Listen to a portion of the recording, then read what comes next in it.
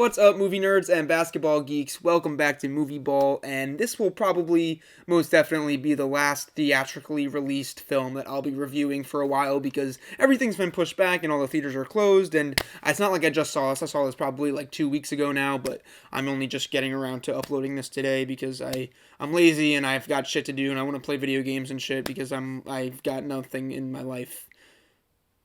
But the movie I'm reviewing today is The Way Back, which is just a very special movie for this channel because it's both of my passions rolled into one, so I knew that I had to review it. The Way Back stars Ben Affleck as a former All-State high school basketball player who returns to the team that he played for to coach them while he navigates through his own depression and personal demons. I was very much looking forward to this film because, like I said, it's a MovieBall picture. It's a movie that's about basketball. It literally couldn't be more perfect. Those are my two biggest hobbies, obviously, so I was excited. Then you got Gavin O'Connor in the director's chair helming the project, who did Warrior, and I love Warrior. He also did Miracle, which I did not see, but a lot of people regard that as a very good sports film. And then he did The Accountant with Ben Affleck, which I also didn't see, but I heard mixed things on it, but I heard it was really good from some people and, okay from others. But anyway, I like Ben Affleck a lot as well. I think he's a really good actor, and I was excited to see a basketball movie from a guy that has a good sports movie background. So I was excited with the director's background and credentials, and of course Ben Affleck, who I said I really like. I was excited, and The Way Back is a good movie. It's not great or a must-see, but it's certainly a solid film. Ben Affleck is really good. His performance is low-key yet emotionally devastating. He never over-exaggerates anything, but at the same time, you could tell that this guy, with the looks on his face and his expressions, that he's just going to burst at any moment because with the stuff the guy goes through in this film, you would swear he's more beat down by life than Arthur Fleck.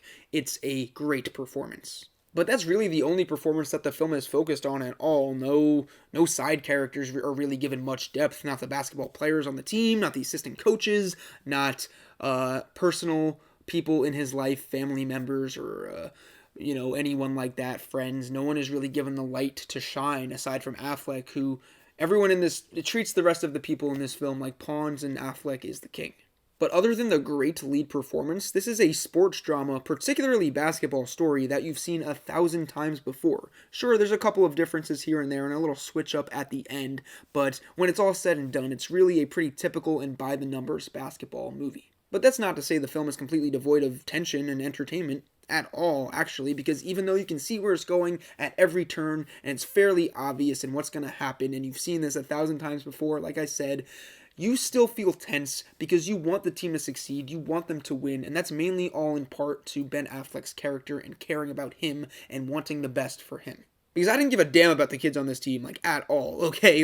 They're hardly fleshed out, and even the 2 or 3 that get very brief storylines are really only there to give storylines to them so Ben Affleck can emote more and get more out of his character, because even the storylines they give to these couple of kids on the team are just the most painfully, pathetically obvious, cliched storylines that you would see in a sports drama. There's the cocky kid, the one that acts out, the shy kid, the one that doesn't always do his part, the obvious shit you've seen in sports movies since, the 70s, since Hoosiers or whatever. That was, the 90s. But you get what I'm saying.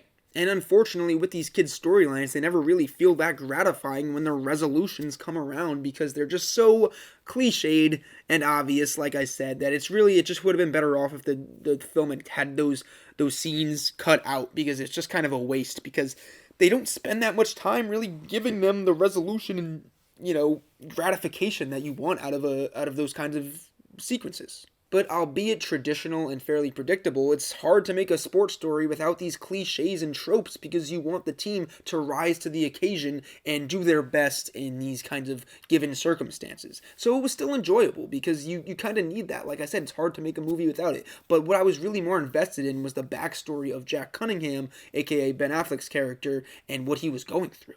Without his personal drama, it's hard to be interested or devoted in the basketball drama, so you need it. They go hand in hand, but the film sometimes has trouble managing both storylines and balancing the personal backstory with the actual basketball narrative, and it can feel messy and awkward at times because it's really more of a personal drama movie than it is a basketball sports film.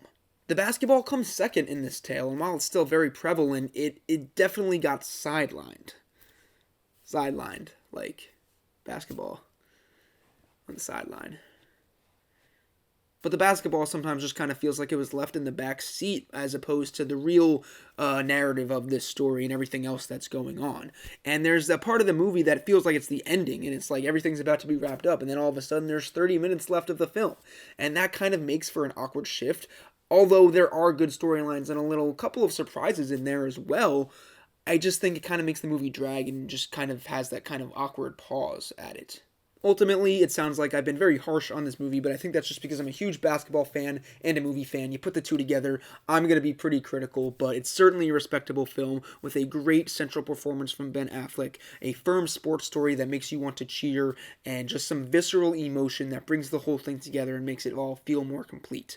I do wish that some of the sequences were carried out more and just more fully realized, and that this wasn't such a customary tale of basketball and sports drama, but at the end of the day, I walked away a satisfied customer because it's a movie that sets out what it wants to do, and it does it well and solid enough, and it's just a very good MovieBall picture. I'm going to give The Way Back a B.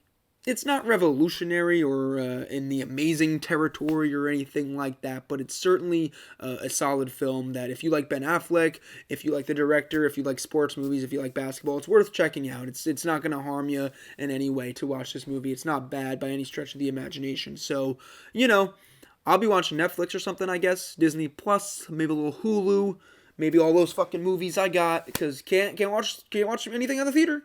So just drop a like, just drop it. And leave it there. Don't pick it up. Just drop it.